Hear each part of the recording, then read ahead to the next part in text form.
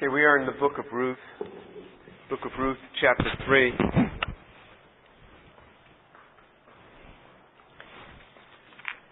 And I'm going to start reading again from Ruth chapter 3, verse 1, although we covered through about verse 5 last time. But let me start reading from chapter 3, verse 1. Ruth 3, verse 1. Then Naomi, her mother-in-law, said to her, "My daughter, shall I not seek security for you, that it may be well with you?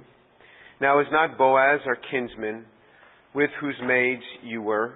Behold, he winnows barley at the threshing floor tonight. Wash yourself therefore, and anoint yourself, and put on your best clothes, and go down to the threshing floor, but do not make yourself known to the man until he has finished eating and drinking. It shall be when he lies down, that you shall notice the place where he lies, and you shall go and uncover his feet and lie down. Then he will tell you what you shall do." She said to her, "All that you say I will do." So she went down to the threshing floor and did according to all that her mother-in-law had commanded her. When Boaz had eaten and drunk, and his heart was merry, he went to lie down at the end of the heap of grain. And she came secretly and uncovered his feet and lay down. And it happened in the middle of the night that the man was startled, and he bent forward, and behold, a woman was lying at his feet. And he said, "Who are you?" And she answered, "I am Ruth, your maid. So spread your covering over your maid, for you are a close relative." Then he said, "May you be blessed of the Lord, my daughter. You have shown mercy. You have shown your last kindness to be better than your first, but not by not going after young men, whether poor or rich. Now, my daughter, do not fear. I will do for you whatever you ask, for all my people in the city know that you are a woman of excellence. Now it is true I am a close relative. However, there is a relative closer than I. Remain this night. When morning comes, if he will redeem you, good. Let him redeem you. But if he does not wish to redeem you, then I will redeem you. As the Lord lives, lie down until morning." So, in this passage, we talked about last time how this was actually a plan that was thought up by Naomi and not by Ruth. And Naomi was doing it for the security of Ruth. This was the security that she had sought, actually, for Ruth. And in this, it says that Ruth did exactly what Naomi had suggested. So let me put this in the context. What does this mean to go down and uncover his feet? This was an act that was done to portray that Ruth was saying, fulfill your obligation to marry me, to raise up a seed through me. And, we look at this, this is pretty presumptuous, but actually this is really put forth in the Scriptures. We see other incidences of this. For example, Judah, who was one of the children of remember you have Abraham, Isaac, and Jacob, and then there was Jacob had 12 sons that were the names then of the 12 tribes of Israel. One of those sons was Judah. Judah had two sons, and the first son was married to a woman named Tamar. Actually, Judah had three sons. The first son was married to a woman named Tamar. The first son died because it says that he was an evil man. God killed him. And so Tamar was then given to the second son, so that the second son was then to raise up a seed in the name of the first son. And the second son, it says quite vividly in the book of Genesis, it says that he went into her, but he withdrew, and he emptied his seed upon the ground. And God was so upset by that, by his not fulfilling this role, by his going ahead and having sex with this woman, but not fulfilling his role, it says that God killed him. So God killed two sons of Judah. And then Judah said, wait for my third son to get older. Well, it turned out he got older, and Judah, it says, was afraid to give the third son because he lost two sons with this woman. He didn't know what would happen. And that's what it says. And it says that because he didn't do that, actually Tamar deceived him, acted as if she was a prostitute, dressed like a prostitute, after Judah's first wife had died. And it says that Judah himself had ended up sleeping with Tamar. God raised up twins from this incestual-like relationship. God was so intent in seeing the word carried out. And this was in the book of Genesis prior to the law of Moses. Remember, the law of Moses defined this sort of thing in Deuteronomy 25 and in Leviticus 25 concerning the land and concerning the individual. This was a very powerful thing to do in that day and that generation. One of the ways that the woman could go and tell the man, you need to fulfill this role. Let me put it in context, in our present day context, what it would be like. Shireen, my wife, would be very justified if I said, I don't feel like working anymore. I think I'll just stay home and watch TV. She would be most justified, and I think you would all agree, for her to stand up, put her hands on her hips, and to say, look, you are going to go out and work and bring home some money for this family. Wouldn't you say that she's justified in doing that? Yes, so that is a justification that we can understand. It is not wrong of her to do that and to expect that. In the same way, when a woman's husband died, she could expect someone to fulfill the role. Now, the law was very specific. It was to be fulfilled by a brother. There were no more brothers because, remember, Naomi's 2 sons died.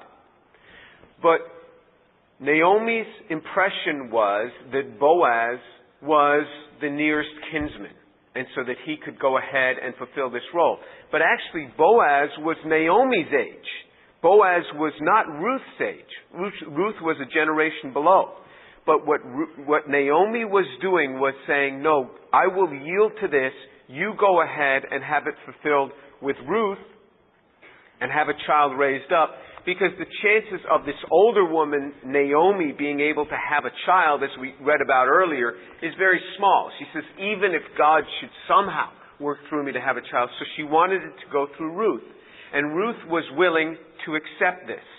One of the ways of accepting it in that generation was to go and uncover the man's feet. And that was an indication of saying, you are going to go and fulfill your role. Just like if I just say, I'm not going to go to work anymore. I'm just going to sleep in. Shireen would be very justified in just yanking the covers off of me in the morning and saying, go out there and start taking care of your family. And we understand that she would be justified in doing that.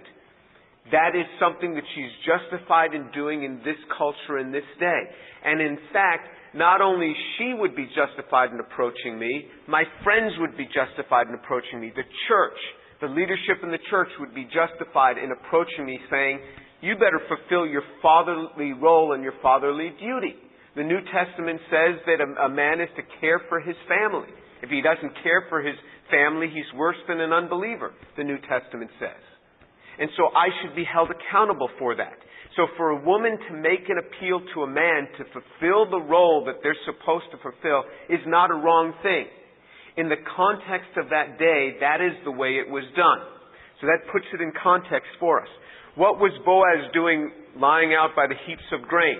This was very normal because during the time when they were threshing, the person who owned the land with people who worked for him would sleep at different areas around where these piles of grain were to guard it. This is what they would do. They wouldn't just leave it at night and leave it open and exposed. They would actually sleep there. So it was normal for him to have been sleeping there. And it was a time of celebration. This time where they're at this threshing floor, that this was a time of celebration. Remember, it had been a long time since they had this.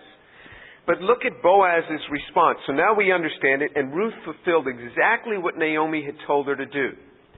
So Boaz wakes up in verse 9, and he's startled, and he says, who are you? She answered, I am Ruth, your maid. Now this word maid is no longer, you may remember back in verse 13 of chapter 2, She says, I have found favor in your sight, my Lord, for you have comforted me and indeed spoken kindly to your maidservant, though I am not like one of your maidservants. There are two words for maidservant there. She said, I am not even like one of your maidservants. One of your maidservants is worthy to be called as a wife should you want them. I am below that. But now this time she's using that first word, that I am your maidservant. I have learned who you are. You are a close kinsman. She didn't know that earlier on back in chapter 2 of that part. It wasn't until the end of chapter 2 that Naomi shared that with her. She says, I can indeed be your wife. And she's saying, fulfill your role. And there was nothing sexual in this, because look what he says. He says in verse 10, she says, cover your maid, for you are a close relative. And he says in verse 10, then he said to her, may you be blessed of the Lord, my daughter. You have shown your last kindness to be greater than the first by not going after young men, whether poor or rich. Okay, so if he had taken that as some sort of sexual advance, he never would have blessed her in this way. He said, may you be blessed of the Lord. That word Lord is in small capital letters in your Bible. That means it uses the name Jehovah. He used the actual name of God. He says, blessed are you of Jehovah. When people are involved in some illicit sexual act, they don't bring the name of God. They stay very far away from that. Not only that, he calls her his daughter. Again, showing the age difference. Ruth is young enough to be his daughter. Ruth is Naomi's daughter-in-law. Boaz is of Ruth's generation. And he says, blessed are you of the Lord, my daughter. You have shown your last kindness to be better than the first by not going after young men, whether poor or rich. Your last act of kindness. Well, what was her first act of kindness? Well, the first one Boaz noted back in chapter 2. He said in verse 11, Boaz said to her, all you have done for your mother-in-law after the death of your husband has been fully reported to me. How you left your father and your mother and the land of your birth and have come to a people that you did not previously know. May the Lord reward your work, and may your wages be full from the Lord, the God of Israel, under whose wings you have come to seek refuge. So her first act was to honor her mother-in-law and to leave her family and the gods that her family worshipped and come and start following the Lord of Israel, even though it brought her as a foreigner into the land. That was a good act. We can all see that. He says, now what you're doing is even better. The kindness that you're showing, not to me, but to Naomi. You have chosen not to go after the young men, whether poor or rich. So in other words, she could have had younger men, rich or poor, her choice. And then he says in verse 11, he talks about how everyone in the city knows you to be a woman of excellence. She had only lived there less than 6 months. Remember, they came in, she went to glean, there was the barley harvest, the wheat harvest. It's less than 6 months. They know her to be a woman of excellence. What makes her stand out? What makes it so that she could have married any one of a number of young men, poor or rich, even being a foreigner? Because she was a woman of excellence. When women choose the high road, when women choose the road of being separated and a higher road, they are looked upon as a woman of excellence, and men will be attracted to them. This happens. This happens. And he said to them, this last act of kindness is better because you've had many opportunities. You could have had young men. You don't need to come to me as an older man. You don't need to do this. In doing this, you're honoring the family line, and you're providing not just for yourself, you're providing for your mother-in-law, Naomi, because this is going to establish her line. You could be fine, but you've chosen to work through the line of Naomi and through the line of your former husband. You were not obligated to do this. And he says, this last act of kindness that you're doing to your mother-in-law is greater than the first act of coming with her and even neglecting the gods of your own family to come under the wings of the God of Israel. This act of kindness is even greater. She chose the high road. She chose to do this differently. And then even at that moment, he could have said, let's do it. You're here, I'm here. But look what he says. He says in verse 12, now it is true, I am a close relative. However, there is a closer one than I. Remain this night when morning comes. If he will redeem you, good. Let him redeem you. But if he does not wish to redeem you, then I will redeem you as the Lord lives. Lie down until morning. And so we'll see later on in this chapter that he ends up confronting this guy who is actually a closer relative. There's somebody closer than him. He says, I can't, there can be nothing sexual tonight because there's still somebody closer. I have to resolve this in a proper way. This man waited and he says, yes, I can redeem you, but there's really somebody closer. If he redeems you, fine, I back off. If he doesn't redeem you, then we will go about it in this way. You are a woman of excellence. He knew her as a woman of excellence, and still he would not do it without doing it in the proper way. This is a good thing. There is a time, and that is after the marriage, that is for a sexual union between a man and a woman. And there is a time when it should not take place, and that is before marriage. And young people will say all the time to me, what's the difference before or after that? It is a huge difference. It's a huge difference in the sight of God. It's a huge difference in the sight of a relationship. They say, well, we're going to get married anyway. It is a huge difference. If we lower our moral standards before marriage, the standards stay lowered after marriage. This is true. If a man lowers his moral standards with a woman before marriage, what prevents him from all of a sudden, after marriage, now our standards are very high and moral?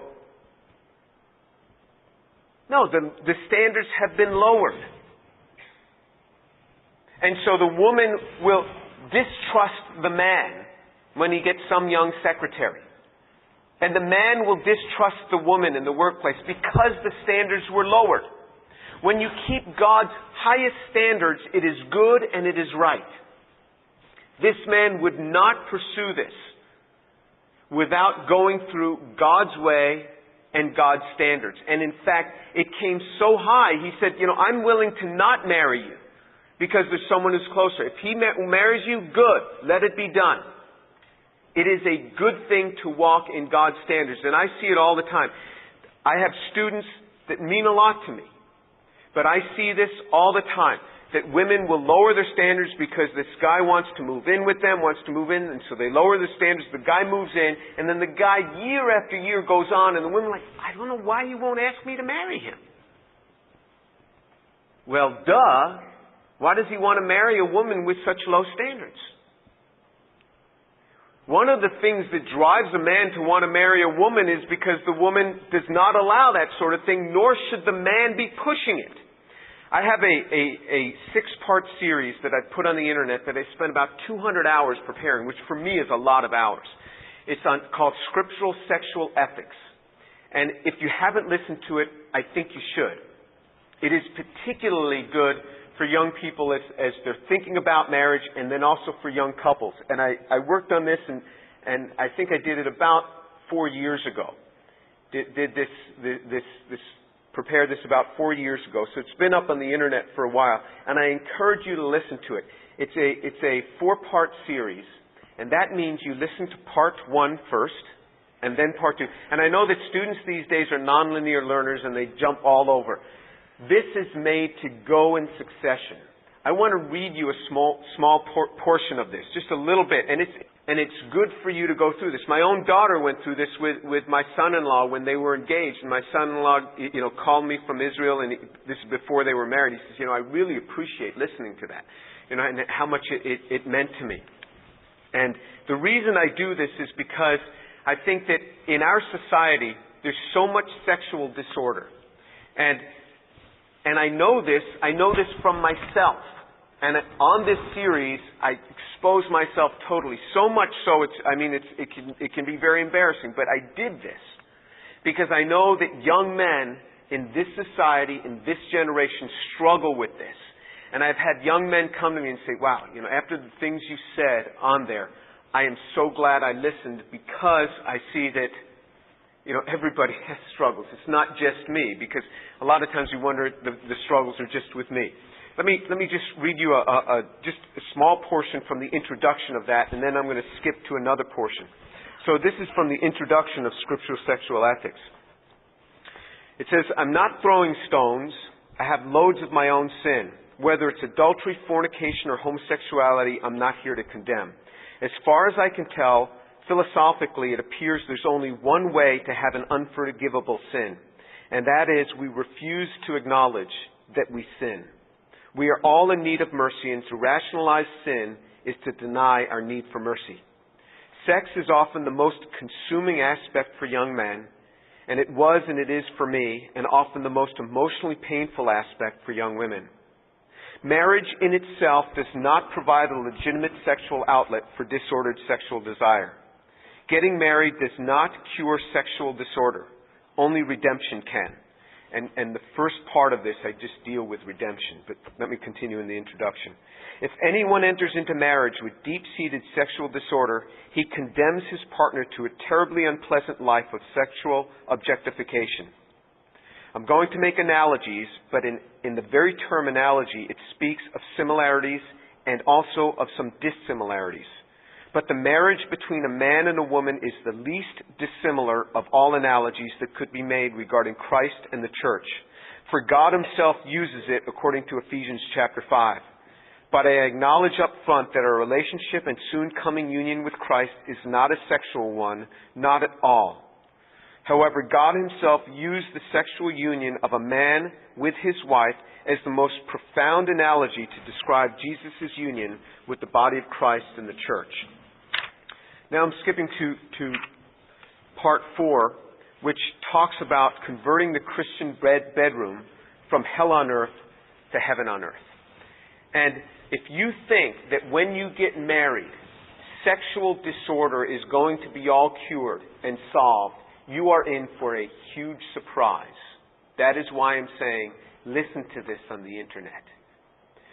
Because so many young people go into this thinking after that there'll be no more lust, no more trouble, no more desiring other women, no more desiring other men, I'll be all set.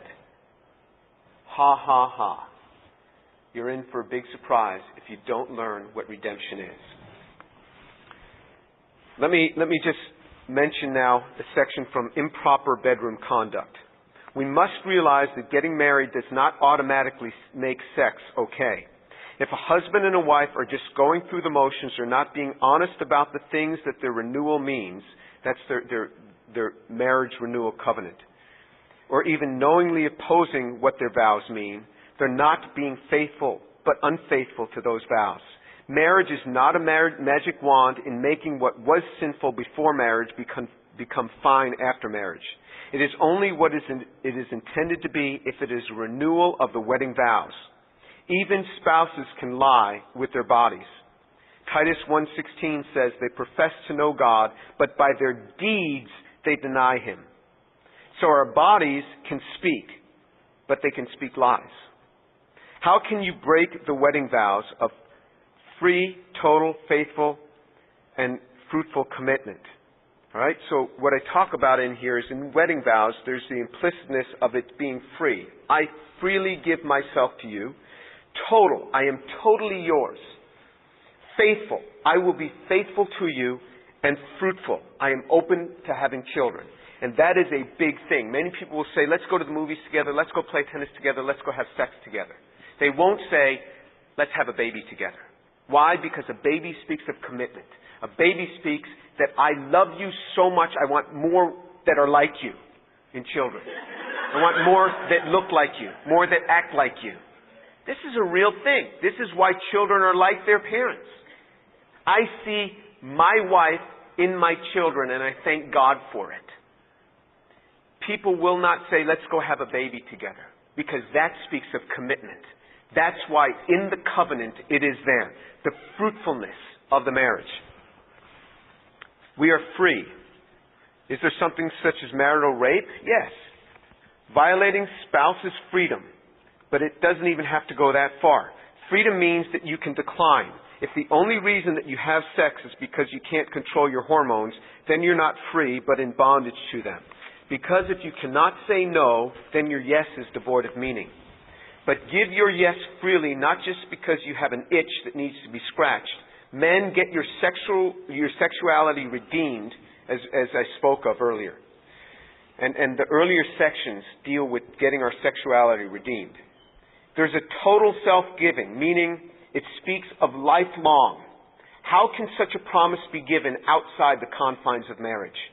Also, if you're not being emotionally present to your spouse, if, for example, you're planning your activities for the next day during the very act, that is a lack of total self-giving. If you're emotionally distant or holding a grudge throughout the day or week without first seeking and being open to reconciliation, it would be like taking the Lord's Supper without searching oneself. Faithfully or fidelity. What about fantasy? Using their body to commit adultery in the heart at the precise moment of renewing the vows. We need redemption, men. If you're bound by fantasy, don't despair. You can be free in Christ's death and resurrection if you're willing to die with Him and likewise be raised through redemption and fruitfully open to children. I deal with this thing of fidelity faithfully all the time with men. And I share it with a couple sometimes, and I'll say, do you struggle? I'll look at the man. Do you struggle about thinking about another woman when you're having sex with your wife? And the woman will turn and look at the man. And the man won't answer. Because I know where the man is. Because I understand men. Because I'm one of them. And it's learning to be open to redemption. And it is a painful thing. And I'm talking about couples that are in their 50s and 60s. That the wives never even knew the struggles their husbands had. Because the husbands never went through redemption. So what does this mean then for the unmarried? This is where we are here. Now we understand plainly while having sex before marriage is wrong. You have no wedding vows to renew. You're saying something with your bodies that isn't true. Are you really the others totally for the rest of your life? Are you fruitfully open to children? If you say not a word, you speak this with your bodies and therefore break the promise given by your body. The body speaks wedding vows in this intimate act. So am I saying that premarital sex is wrong? Yes, I am. You'd be dishonest with the other person, not seeking their best, because there would be no way to fulfill the free, total, faithful, and fruitful vows. Recall that true Christ-like love is looking out for the other's best, even to the point of being crucified for their best. Even when they lose the dignity of their own body, you show them dignity as being made in the image of God. Men, even if you are with a woman who wants to give herself to you, you show her dignity that she doesn't even understand. You show her dignity. So what is the line for the unmarried, as students often ask me? Let me quote an author here.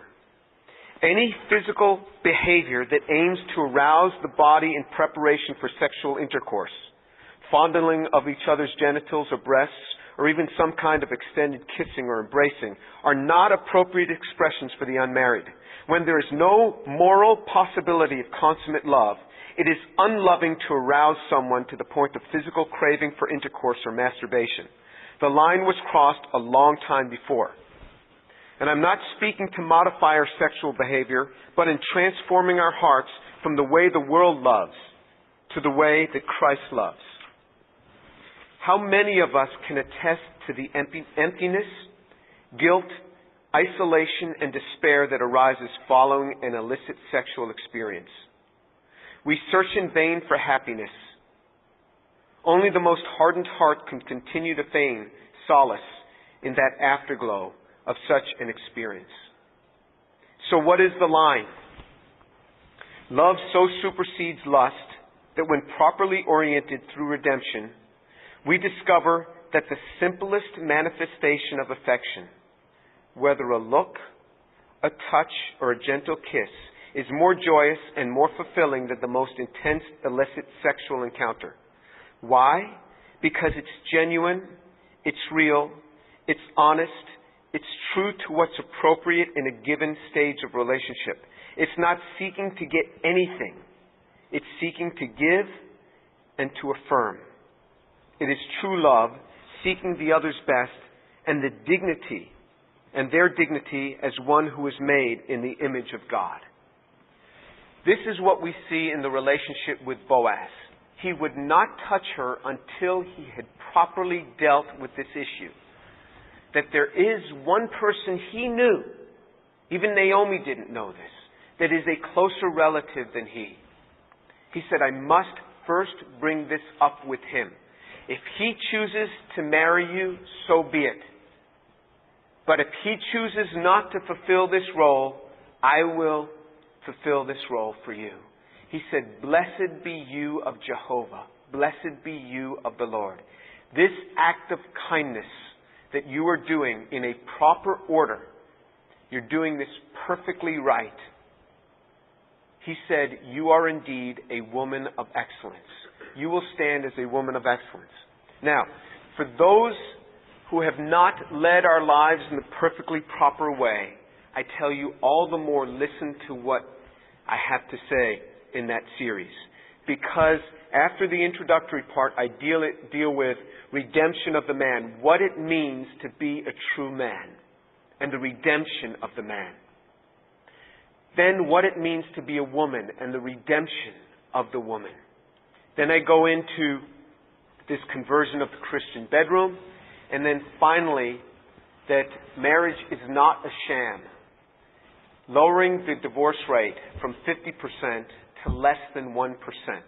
There is a group of people that has less than 1% divorce rate. Less than 1%. And it is, it extends beyond those who are Christians. It extends beyond those who wake up in the morning and have their quiet times. It is a group, it is couples that carry out one specific pattern in their marriage, regardless of what their faith is. And they have less than 1% divorce rate. I want you to listen to this series and listen in the order in which it was given. And I am so delighted that my daughter and her husband listened to this and have decided to walk in that practice of that group of people that have less than 1% divorce rate. And I know that because shortly after they listened to it, we received all these books in the mail that my daughter had ordered that revolve around this sort of thing, because it's much cheaper for her to just order books on Amazon, because I pay $75 a year and we get free shipping. And they come to me, and then I have to put them in a box and mail them to her for like $75 per package that I mail to her. But it doesn't cost her a thing that way. So that's just the way kids are, and that's just the way dads are supposed to be when their wives tell them, no, you will continue to do that. It's okay. So that's what we do. Anyway, let's close in prayer.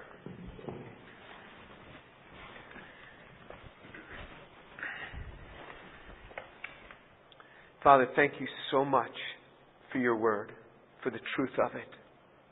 Lord, thank you for the demonstration of a proper sexual relationship between Boaz and Ruth. And I pray, Lord, for these young people, that you would so get hold of their hearts, to cause them to guard their lives and move it into a proper sexual order, so that they can save themselves from the devastation and the pain that can come from going about this in a wrong way. Father, I pray that you would redeem the young ladies here. Redeem the young men here. Father, that their lives from this moment on would be different because of your word. Father, I pray that you do this. And Lord, I ask you for your blessings in the name of Jesus. Amen. If you like the content that's coming out on this channel, I've not monetized it in the sense of advertising, but if you want to give and you want to help support it, you can give to a 501c3, so it's fully tax deductible, and you can see the link below. We'd love to have your participation, and there's several mechanisms by which you could give. Thank you.